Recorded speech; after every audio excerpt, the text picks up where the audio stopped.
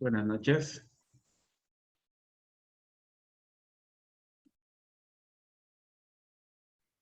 Buenas noches, ingeniero. Buenas noches. Vemos pocos conectados. Bueno, de por sí la clase hay pocos compañeros, pero vamos a comenzar. Voy a comenzar compartiendo la pantalla. Ok, ingeniero. Vamos a ver, vamos a empezar a ver un ejemplo, ya un ejemplo práctico de lo que es la termodinámica del circuito de refrigeración. Vamos a hacer un ejemplo con el procedimiento de cero, como siguiendo el orden de los contenidos que hemos visto. Vamos a ver el circuito de refrigeración de un ejemplo, que es la termodinámica del circuito. Bien, vamos a ver qué nos habla el ejemplo. Nos dice que después de que se calcula la carga térmica de un recinto, que podría ser, digamos, el procedimiento que aprendieron en aire acondicionado, se llegó a esta carga térmica, se obtiene una capacidad de refrigeración de 10 toneladas, para un recinto el cual se debe diseñar el circuito de refrigeración. El refrigerante a utilizar será R410A con presiones de baja y alta de 120.03 PSI absoluto y 461.18 PSI absoluto respectivamente. Es decir, presión de baja, presión de alta. El circuito trabajará con 10 grados Fahrenheit de sobrecalentamiento y 5 grados Fahrenheit de subenfriamiento. El compresor tiene un consumo de 10 kilowatts de potencia. Encontrar el efecto de refrigeración. Esto es en el evaporador. Ya aprendimos que ese efecto de refrigeración es esta línea de acá abajo. El flujo másico de refrigerante necesario para lograr esta capacidad de enfriamiento. El calor de compresión, que ya vimos que es esta línea de acá. El calor de rechazo, que es esta horizontal de acá. Luego nos preguntan qué porcentaje de refrigerante se evapora de forma espontánea en el dispositivo de expansión. Entonces nos están preguntando con qué calidad llega el refrigerante en este punto. Esta línea es el proceso del dispositivo de expansión y pasa afuera de la campana líquido comprimido, entra espontáneamente a una zona de mezcla con una calidad. Entonces eso es lo que nos están preguntando. Porcentaje de masa que se evapora de forma espontánea, es decir, con qué calidad queda el refrigerante una vez que sale del dispositivo de expansión. Luego el coeficiente de desempeño, CDR, el coeficiente de desempeño, pues que es el efecto de refrigeración entre el calor de compresión, la eficiencia en ER, que es lo mismo, nada más que con unidades diferentes, es cuántos BTU logra enfriar por cada watt consumido. Luego, por último, pues dibujar el diagrama del circuito en el gráfico pH, mostrando las presiones y entalpías de cada estado. Que en sí, dibujar el diagrama, pues es mostrar como las líneas rojas que yo tengo ahí, nada más que agregarle pues los datos de cada uno de los estados. Bien, voy a pasar a la siguiente diapositiva para hablar algunos conceptos. Aquí tengo otra vez un circuito de refrigeración en el diagrama que aprendimos, diagrama pH, presión, entalpía. Nuevamente, tenemos aquí graficado cada uno de los procesos. Tenemos el proceso del evaporador desde A hasta B. Y ya aprendimos que este pequeño tramo que está aquí, que sale de la línea o de la campana de saturación, este pequeño tramo es el sobrecalentamiento, que nos mencionan que ese sobrecalentamiento es de 10 grados Fahrenheit. También aprendimos que este es el proceso del compresor y la diferencia de entalpías pues me da lo que es el calor de compresión. Bueno, el efecto de refrigeración se me había olvidado mencionar, repetir que es la diferencia de entalpías entre A y B. Luego tenemos el proceso del condensador de C hasta F Y este tramo entre E y F es el subenfriamiento, que el libro me dice que son 5 grados de subenfriamiento. Luego tenemos el proceso del dispositivo de expansión, entalpía constante, por eso es una vertical. Y cuando cae directamente hasta dentro de la zona de saturación, pues hay un porcentaje que ya se convirtió en forma de vapor de forma espontánea. Entonces, ese es lo que nos preguntan, ese porcentaje de vapor, ¿cuál es? O en sí, me están preguntando cuál es la calidad. Bien, también habíamos mencionado que el sobrecalentamiento y el subenfriamiento es la diferencia entre la temperatura real del refrigerante y la temperatura que debería tener si estuviese como en la zona de saturación. Entonces, la temperatura de saturación más el sobrecalentamiento me daría la temperatura real a la que sale el refrigerante del evaporador. Y la temperatura de saturación en este punto menos el subenfriamiento sería la temperatura real a la que sale el refrigerante del condensador, es en el punto F. Bien, entonces para encontrar cada una de las capacidades, encontrar el efecto de refrigeración, el calor de compresión y el calor de rechazo, nosotros debemos conocer las entalpías en cada uno de los puntos, ya sea las entalpías o poder encontrar el calor y aplicar fórmulas. Por ejemplo, el calor de rechazo yo lo podría encontrar como la entalpía en C menos la entalpía en F, pero también lo puedo encontrar como el efecto de refrigeración más el calor de compresión. Entonces, cualquiera de las dos formas. Lo que va a depender es de cuáles datos dispongo. Eso pues uno lo va viendo a medida va desarrollando el ejercicio. Bien, las entalpías están dados en libras por minuto, libras por kilogramo, perdón. La masa normalmente BTU o mejor dicho kilogramos por minuto. Para que todo quede por minuto, mejor vamos a representar Q sub R, que sería el calor de refrigeración, 10 toneladas, pasarlos a las unidades que vamos a utilizar más adelante, que son BTU por minuto. ¿Cómo lo pasamos? Pues una tonelada de refrigeración es igual a 12.000 BTU hora. Y son 10 toneladas, entonces yo tendría 120.000 BTU hora.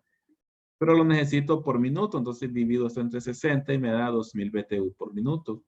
Luego lo demás, pues son datos que me da el libro, o el ejercicio, mejor dicho, refrigerante 410A, presión de baja 120 PSI.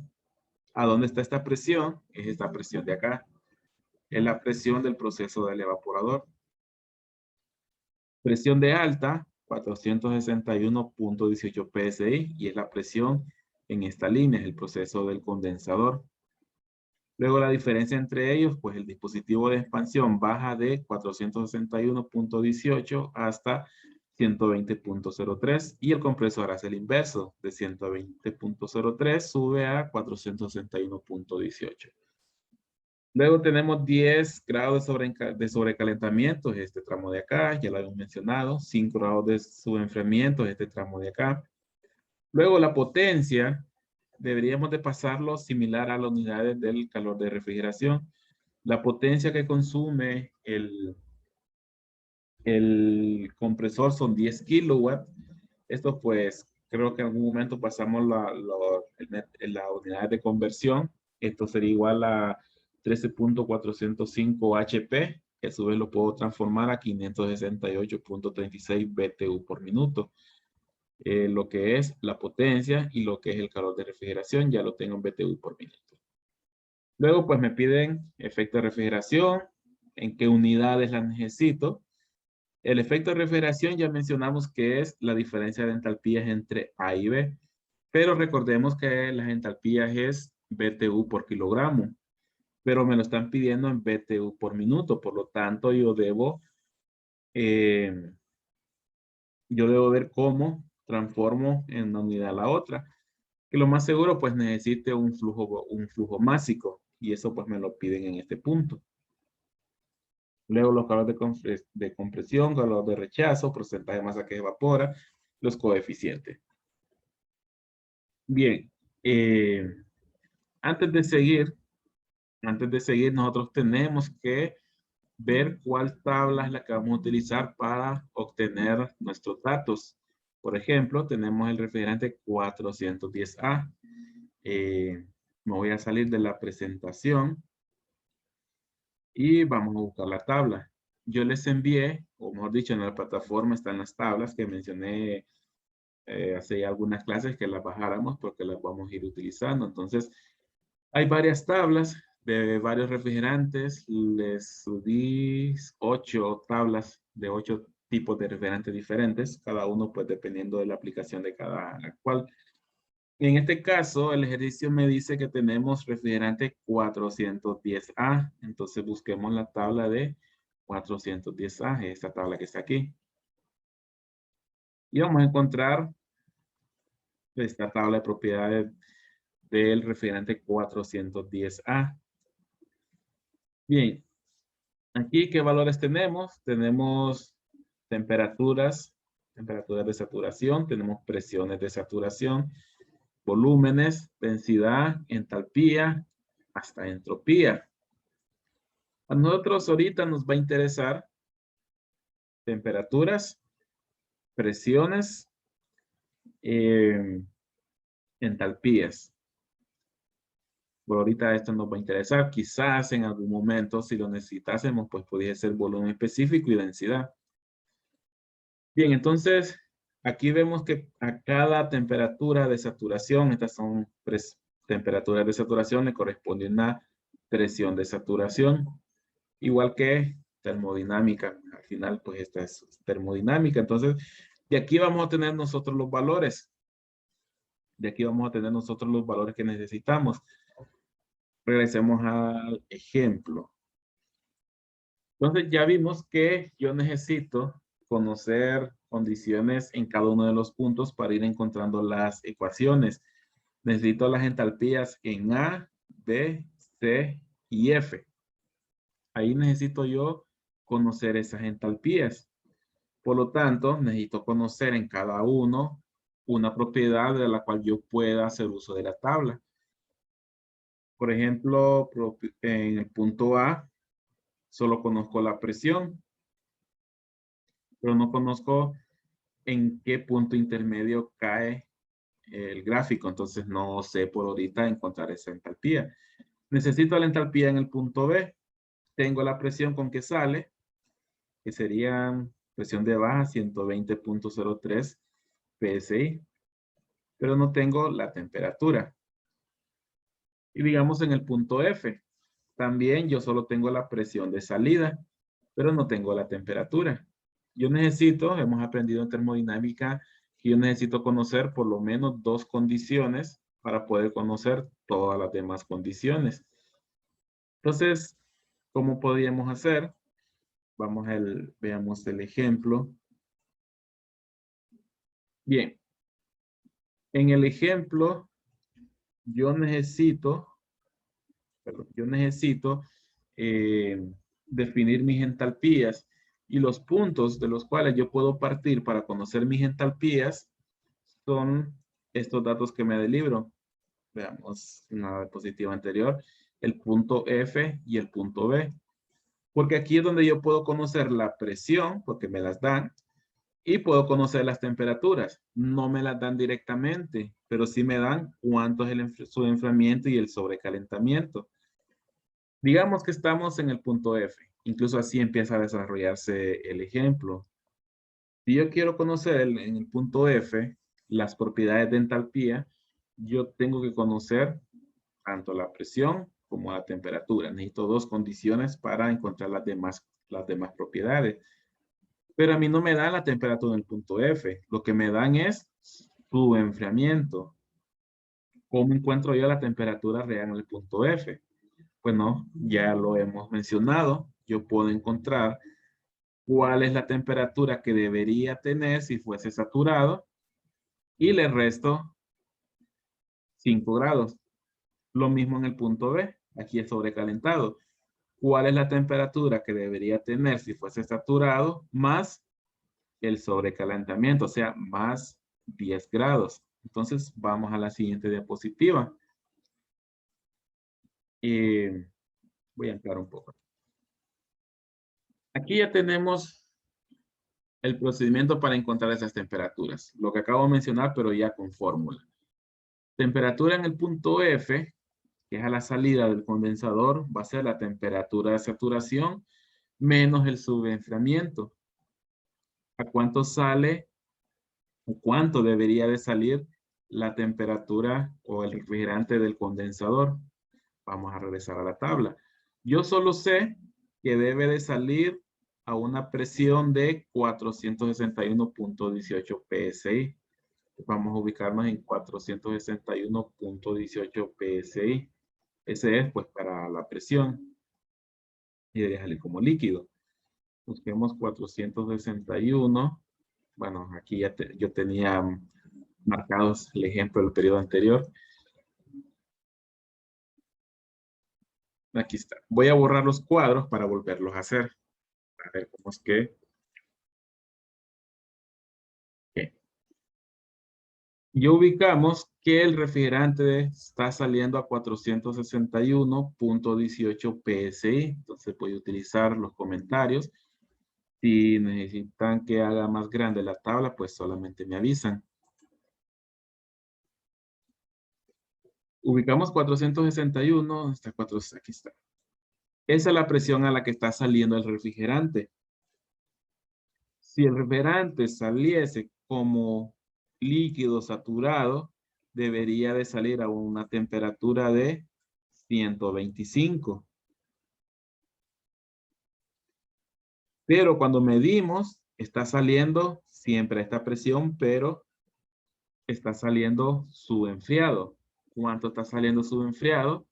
Está saliendo 5 grados menos. Es decir, que a estos 125 yo le resto 5 grados. Entonces, realmente está saliendo a 120 grados Fahrenheit. Ahora bien, si nos regresamos a la diapositiva, vámonos a la anterior, estamos saliendo en este punto. Y ese punto es líquido comprimido. Pero no tenemos tablas para líquido comprimido, que era lo que hacíamos cuando teníamos líquido comprimido en termodinámica. Tomamos la entalpía como si el refrigerante estuviese saturado a esa temperatura, es decir que si estoy saliendo a 120 grados como líquido comprimido y no tengo tabla de líquido comprimido, una aproximación es utilizar la entalpía del líquido saturado a 120 grados Fahrenheit. Es decir, que tendríamos que venirnos, a ver cuál es la columna de entalpía HF. Esta de acá. Esta de acá. Entonces nosotros deberíamos estar en este cuadro.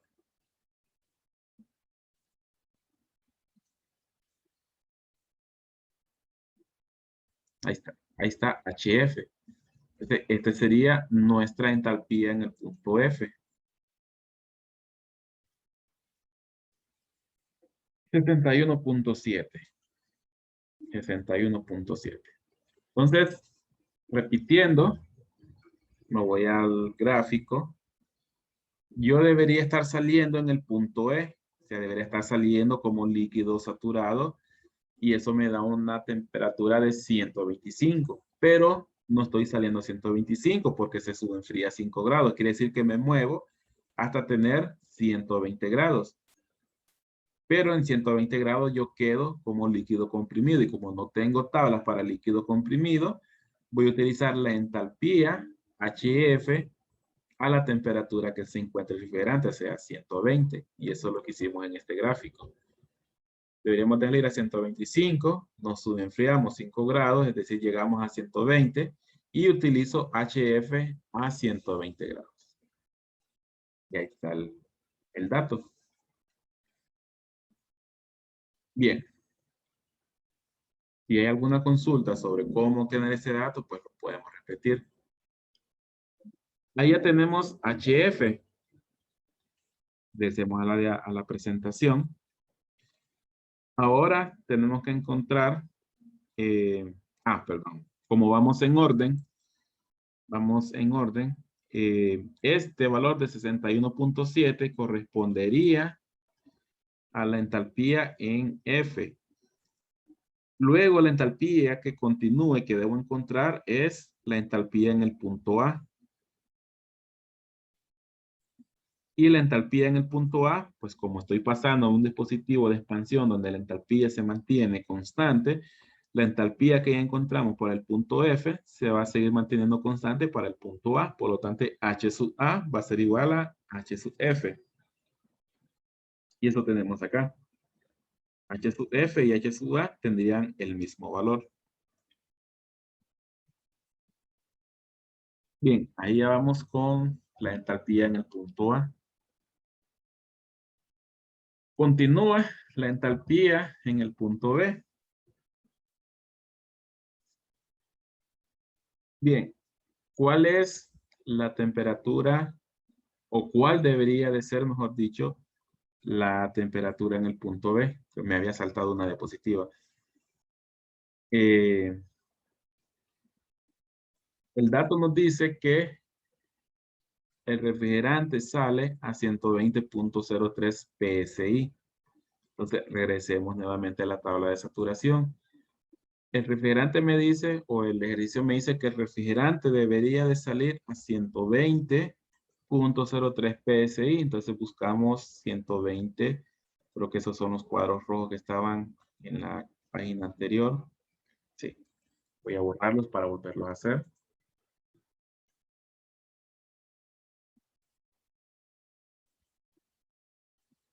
Ahí está. Deberíamos estar saliendo a 120.03 PSI. Es decir, deberíamos estar saliendo a 34 grados Fahrenheit. Pero, aparte de salir a 34 grados Fahrenheit, el libro me dice que se sobrecalienta 10 grados más. Entonces, ¿a cuánto debe estar saliendo? A 34 más 10, o sea, 44 grados. Deberíamos estar saliendo a 44 grados. Vamos a colocar aquí.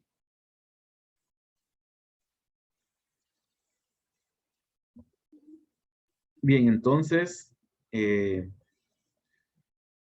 ahí estamos. ¿A qué temperatura debemos estar saliendo? Deberíamos estar saliendo a 44 grados. Allá era mediante tabla, aquí mediante fórmula. Debemos estar saliendo a 44 grados Fahrenheit. Necesitamos encontrar ahora la entalpía a esa temperatura.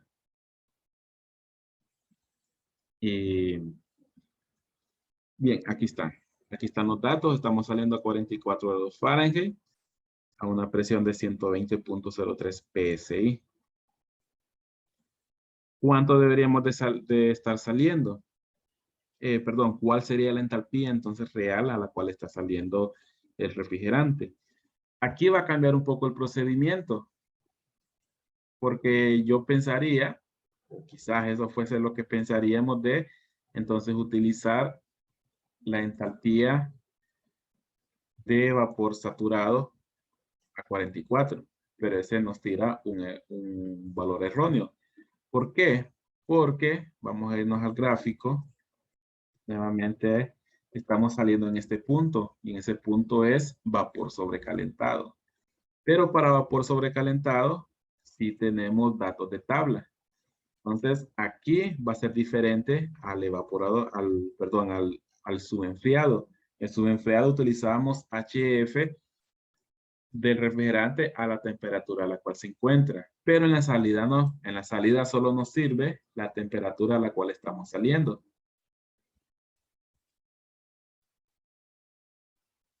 Bien, entonces, ahora sí, nos vamos a ir. Vamos a buscar en las tablas. Si encontramos tablas de vapor sobrecalentado, esta sigue siendo saturado. Estas son las condiciones de la salida del condensador, que ya lo hicimos. Vamos a buscar las de sobrecalentado. Bien. Antes de empezar a encontrar los datos, vamos a ubicarnos en esta tabla. Queríamos explicar primero qué valores tenemos acá. Si vemos, tenemos una columna de temperaturas. Ya sabemos a qué temperatura estamos saliendo a 44. Tenemos aquí presión. Tenemos que ubicar aquí a qué presión estamos saliendo. Entonces tenemos que buscar, igual que en termodinámica, cuando teníamos vapor sobrecalentado, nos íbamos a las tablas de sobrecalentado. Entonces tenemos que buscar qué presión vamos a buscar en esta columna. Tenemos que buscar 120, el más cercano a 120.03. Entonces aquí sí nos va a tocar avanzar bastante porque aquí está. Bueno, voy a borrar los cuadros para que lo volvamos a hacer. Tenemos que buscar la tabla de vapor sobrecalentado a 120.03. Digamos que 120 a 120.03 es un valor cercano. Entonces no necesitamos interpolar en este punto. Y tenemos que ubicar nuestra temperatura. Lo voy a hacer más grande, por si acaso no lo logran ver bien. Tenemos que ubicar nuestra temperatura, que entre 40 y 50 estamos en 44. Aquí sí vale lo de interpolar, porque estamos a mitad de camino entre 40 y 50, casi a mitad de camino.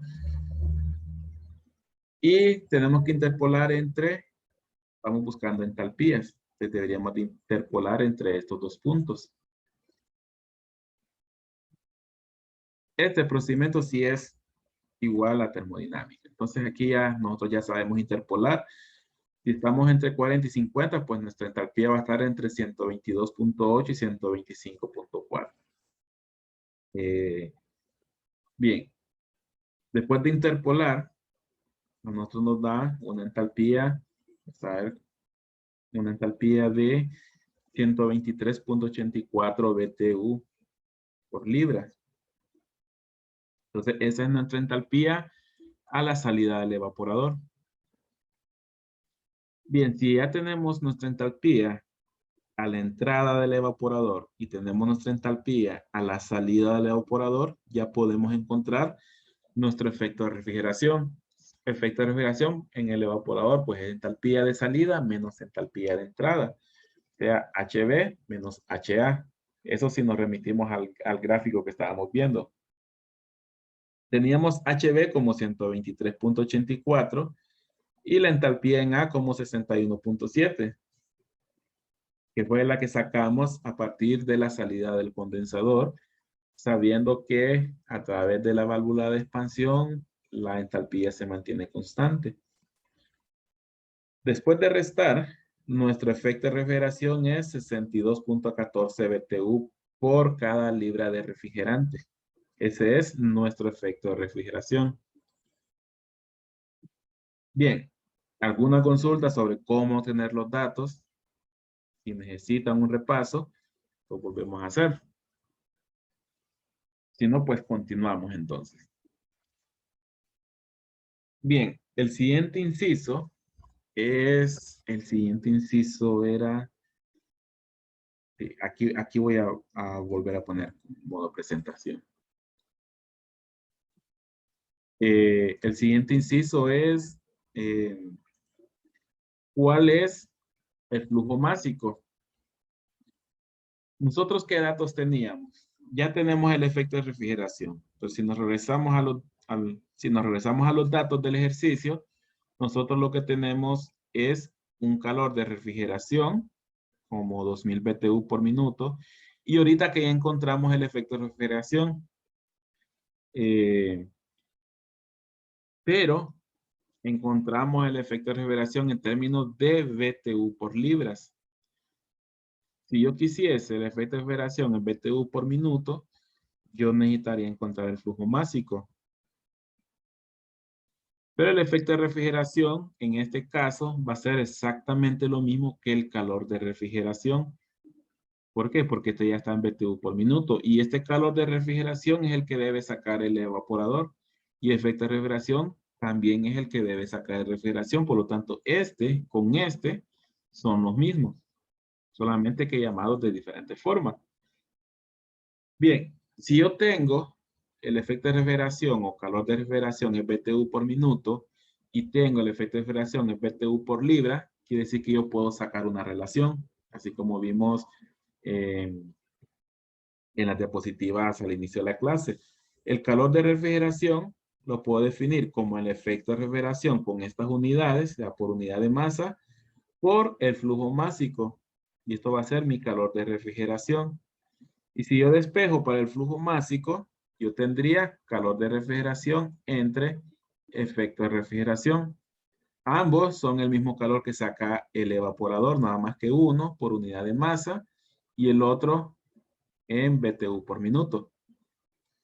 Bien, entonces yo puedo reemplazar calor de refrigeración, según la conversión que hicimos en las diapositivas anteriores, es 2000 BTU por minuto y el efecto de refrigeración es 62.14 BTU por libra.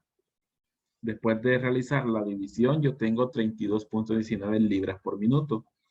Y este pues sería nuestro flujo másico, 32.19 libras por minuto. Y ese es el flujo másico que yo necesito para poder sacar esas 10 toneladas de refrigeración del recinto según la carga térmica que hayamos realizado.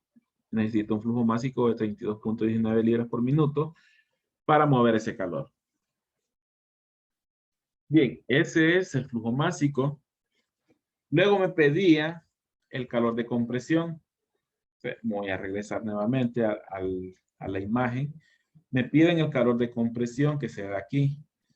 Este calor de compresión yo lo podría calcular si yo conociese la entalpía en el punto C y la entalpía en el punto B. La entalpía en el punto B ya lo conozco, pero no conozco la entalpía en el punto C. Lo único que conozco en este punto es la presión, porque es la presión de alta.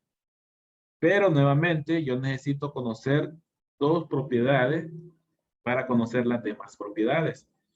Aquí yo debería conocer la temperatura, pero no la conozco. Entonces no puedo encontrar entalpías. Entonces tengo que ver otra forma de poder calcular este calor de compresión. Y veamos un dato que nos da el ejercicio. Me dice el ejercicio que la potencia que consume el compresor es igual a 10 kilowatts. Que si lo paso a HP son 13.405 HP. Y si lo paso a BTU por minuto son 568.36 BTU por minuto. Yo tengo ese dato y también tengo el flujo másico. Yo puedo encontrar el calor de compresión. Esta fórmula la vimos en las diapositivas también de conceptos. Esta potencia es igual a un flujo másico por el trabajo de compresión, que es lo mismo que el flujo másico por el calor de compresión. Entonces yo puedo despejar. Voy a unir esta fórmula con esta de acá. Tengo la potencia, nada más que en BTU por minuto, ¿verdad?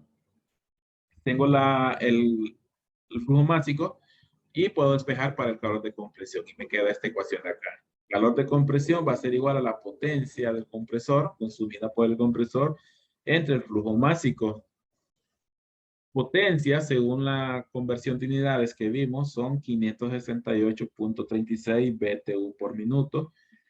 Y el flujo másico, nuevamente, 32.19 libras por minuto. Ese pues se mantiene constante en todo el circuito de refrigeración. Y esto da un calor de compresión, perdón, de 17.66 BTU por libra. Y este es el calor de compresión que proporciona el compresor. Entonces ya tenemos ese inciso. El siguiente inciso es, bueno, ya tenemos el efecto de refrigeración, tenemos el flujo másico, tenemos el calor de compresión. Nos hace falta el calor de rechazo. Nuevamente, vamos otra vez al gráfico. Yo tengo el efecto de refrigeración, que es esta línea, ya lo calculamos, ya calculamos el calor de compresión. También me piden el calor de rechazo. Yo lo puedo calcular como la entalpía en C menos la entalpía en F. Entalpía en F ya la tenemos porque la calculamos al inicio, pero nuevamente no conozco la entalpía en C. Pero también yo tengo otra forma de calcular el calor de rechazo y es calor o efecto de refrigeración más calor de compresión. Y estos dos valores sí los conocemos, entonces lo podemos calcular de esa forma. Nuevamente a la diapositiva, calor de rechazo igual a efecto de refrigeración más calor de compresión.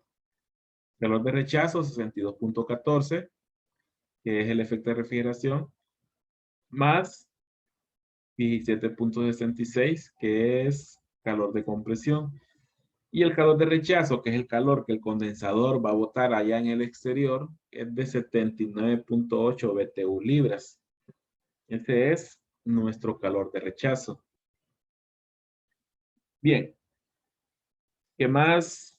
Digamos que en algún momento yo quisiera conocer esa entalpía en el punto C, que quizás no lo vamos a ocupar, pero si lo ocupásemos, yo pudiese encontrar la entalpía en el punto C. ¿Por qué? Porque ya encontramos un calor de compresión en las diapositivas anteriores. Y también tenemos la entalpía en el punto B. Y calor de compresión, yo mencioné que lo podemos encontrar a partir de la potencia consumida por el compresor o lo puedo encontrar restando las entalpías. Y entalpía en el punto B ya lo conocíamos porque lo calculamos cuando evaluamos el evaporador. Entonces podemos despejar para la entalpía en el punto C. Y esto pues nos queda esta relación de acá. Entalpía en el punto C es igual al calor de compresión más la entalpía que teníamos a la salida del evaporador. Calor de compresión 17.66. La entalpía en B 123.84. Y entonces la entalpía en C sería 141.5 BTU por libra.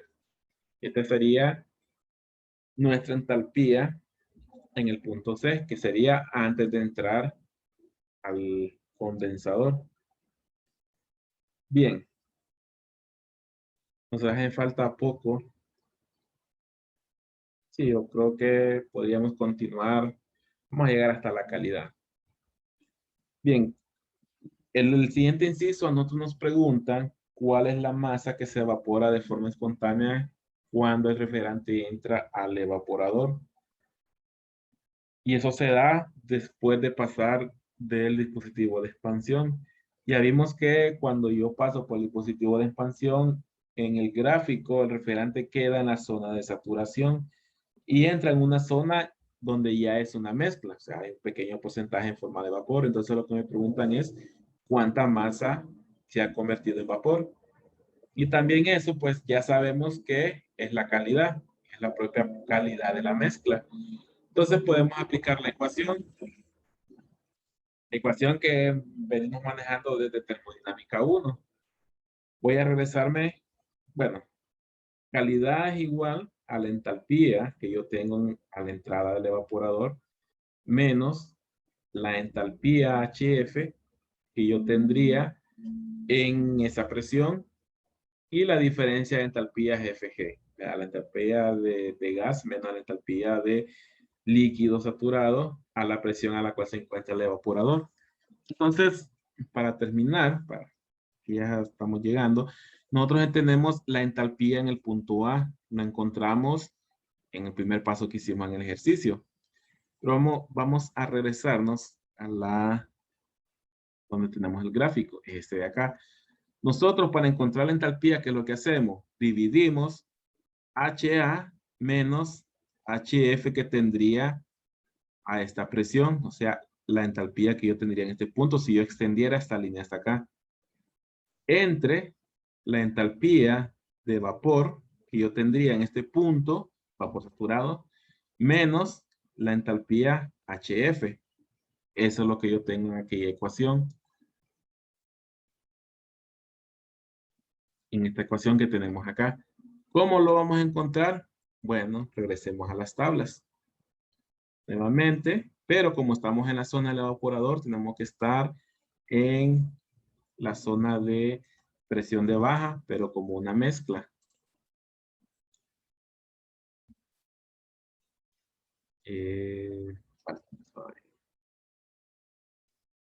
Estamos en la zona de mezcla. En la zona de mezcla estábamos a una presión de 120.03. Ahí estamos nosotros.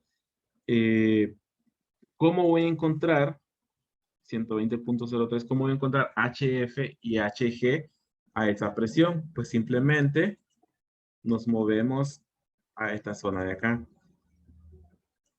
Y vamos a tener HF como si fuese líquido saturado. Y vamos a tener HG como que si fuésemos vapor saturado. Esa es una forma. La otra es, al final yo lo que necesito en la calidad es la resta de estos dos valores. Y esa resta de esos dos valores ya me lo da ya me lo da la tabla directamente como 95.1. Entonces, no necesito hacer la resta, sino que aquí ya tengo la diferencia, 95.1. Entonces tenemos como HF 26.1 y HFG, que es la resta, como 95.1. Y esos son los valores que nosotros tenemos acá. HF 26.1 y HFG 95.1. Luego de resolver, pues esa calidad es igual a 0.374, es decir, el 37.4% del refrigerante se convierte en gas de forma espontánea al pasar por el dispositivo de expansión y entrar al evaporador. Bien, vamos a dejar los últimos dos ejercicios, los últimos dos incisos, perdón, para mañana. Y después vamos a continuar con más conceptos. De repente, o tal vez hagamos un ejercicio más con algunos datos diferentes o con consultas diferentes para variar un poco más con otro ejercicio. Bien, practiquemos obtener esos datos, sobre todo la parte de evaluar lo del sobrecalentamiento y los enfriamientos, las restas que hay que hacer en las tablas y cuáles son los datos que debemos tomar, porque quizás eso sea lo confuso o lo nuevo al utilizar las tablas de propiedades de las sustancias, a diferencia de termodinámica 2. Entonces, practiquemos esa parte. Bueno, terminaríamos acá. Mañana vemos la parte de las dos eficiencias, el EER y el CDR. Y si hay consultas, les debo los videos. Sí, les debo los videos de las clases anteriores. Vamos a subirlos. Y bien, si hay consultas, si no, pues nos vemos mañana.